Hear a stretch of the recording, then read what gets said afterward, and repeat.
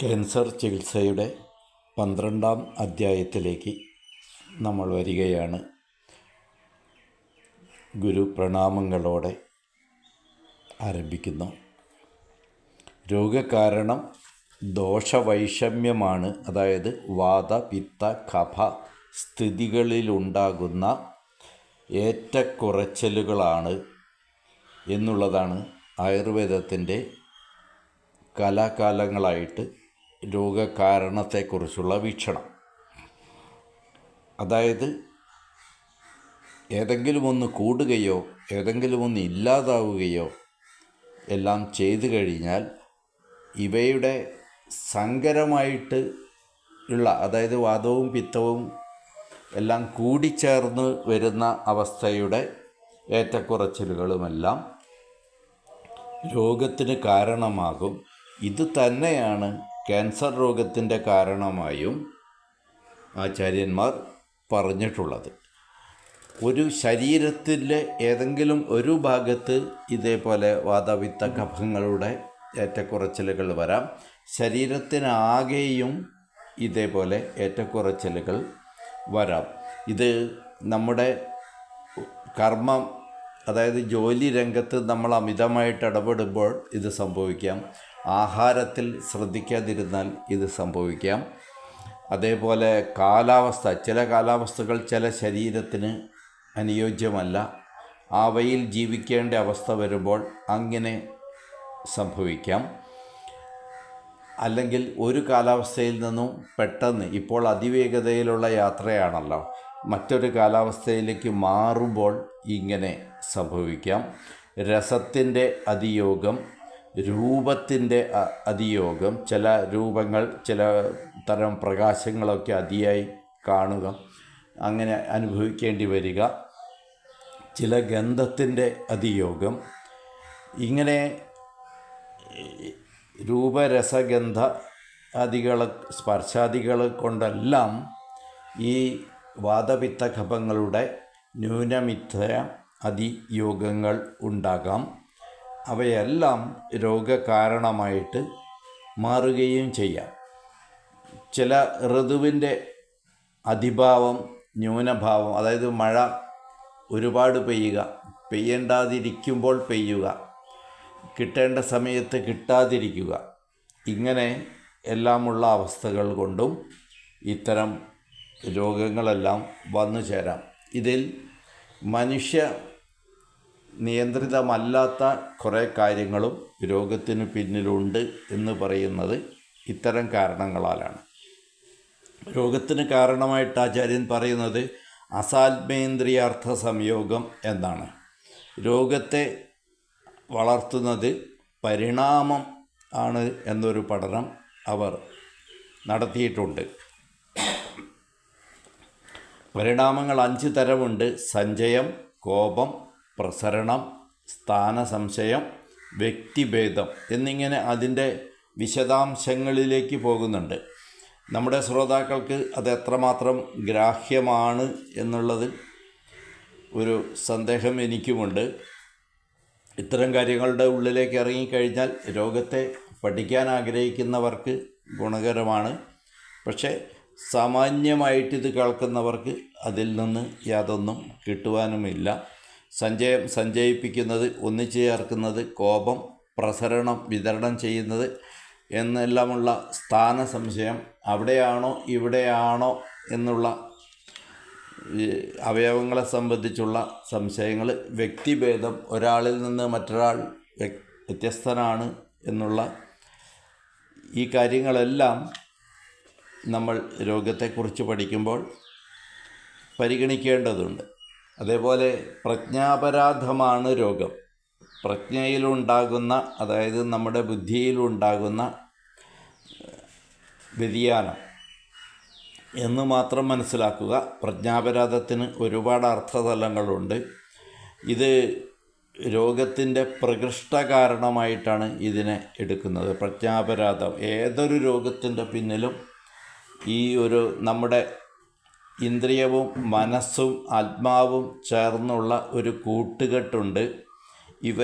ഈ കൂട്ടുകെട്ടിനെ തകർക്കുകയോ വ്യതിചലപ്പെടുത്തുകയോ ചെയ്യുന്ന ഏതും രോഗകാരണമായിട്ട് വരും. നമ്മുടെ ജനിതകത്തിൽ രേഖപ്പെടുത്തി വച്ചിട്ടുള്ള കുറേ അറിവുകളുണ്ട്. അത്തരം അറിവുകളുമായിട്ടാണ് ഒരു കുഞ്ഞ് ഭൂമിയിലേക്ക് ജനിക്കുന്നത്. അനേക ജന്മസിദ്ധമായ അറിവുകൾ നമ്മൾ ഓരോ ജന്മത്തിലേക്കും കൊണ്ടുവരുന്നു എന്നുള്ള ഒരു പഠനവും പൗരാണികൻ്റേതായിട്ടുണ്ട്. ഇത് ഇന്നലെ ഉണ്ടായിട്ട് നാളെ മാഞ്ഞു പോകുന്നതല്ല ആ അറിവുകൾ എന്നാണ് ഗുരുനാഥൻ പറയുന്നത്. അതായത് അത് കുഞ്ഞിന് ഒരു പശുക്കുട്ടിക്ക് പ്രസവിച്ച് വീണയുടൻ മുല കുടിക്കാൻ തോന്നുന്നു, എഴുന്നേൽക്കണമെന്നുള്ള ആഗ്രഹമുണ്ടാകുന്നു. ഇതേപോലെ മനുഷ്യ കുഞ്ഞുങ്ങൾക്കും ഒരുപാട് അമ്മയെ അത് പെട്ടെന്ന് തിരിച്ചറിയുന്നുണ്ട്. വിശക്കുമ്പോൾ കരയുന്നുണ്ട്, കണ്ണിനടുത്തേക്ക് വല്ല പ്രാണിയോ മറ്റോ വന്നാൽ കണ്ണടയ്ക്കുന്നുണ്ട്. ഈ അറിവുകളൊക്കെ ജന്മജന്മാന്തരങ്ങളായിട്ട് നമ്മളിൽ വന്നു ചേർന്നിട്ടുള്ള അറിവുകളാണ്. ഇത്തരം അനേക ജന്മസിദ്ധമായിട്ടുള്ള അറിവുകൾ നമുക്ക് ഓരോ ആളുകൾക്കും ഉണ്ട്.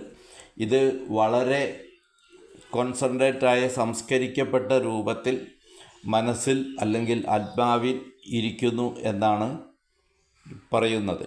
ഈ അങ്ങനെ നമുക്ക് കുറേ കാലം ഈ ലോകത്തിൽ ജീവിക്കാൻ പോകുന്നു, നമ്മൾ ഇന്ന കർമ്മങ്ങൾ ചെയ്തിട്ടുണ്ട് എന്നുള്ളൊരറിവ് നമ്മളറിയാതെ നമ്മുടെ ഉള്ളിൽ ഉണരുന്നുണ്ട്. അതായത് മുജ്ജന്മങ്ങളിൽ പൂർവ്വകാലങ്ങളിൽ കുട്ടിക്കാലത്തൊക്കെ ചെയ്തിട്ടുള്ള എല്ലാ കർമ്മങ്ങളും ഇങ്ങനെ സംസ്വീകരിച്ച് വച്ചിട്ടുണ്ട്.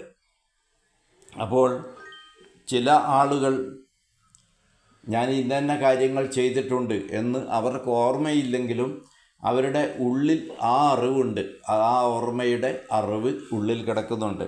അതുകൊണ്ട് ഈ കർമ്മം ഞാൻ ചെയ്തത് കൊണ്ട് ഞാനിതിന് അനുഭവിച്ചേ തീരൂ എന്നുള്ളൊരു ധാരണ തൻ്റെ ഉള്ളിലുണ്ട്. ഒരു നിവൃത്തിയില്ലാത്തൊരു ഘട്ടത്തിൽ താൻ ഒരാളുടെ പണം മോഷ്ടിക്കുകയും അത് ഉപയോഗപ്പെടുത്തുകയും പിന്നീടത് തിരിച്ചു കൊടുക്കുകയും അല്ലെങ്കിൽ തിരിച്ചവിടെ വയ്ക്കുകയും ഒക്കെ ചെയ്തിട്ടുണ്ടാകാം.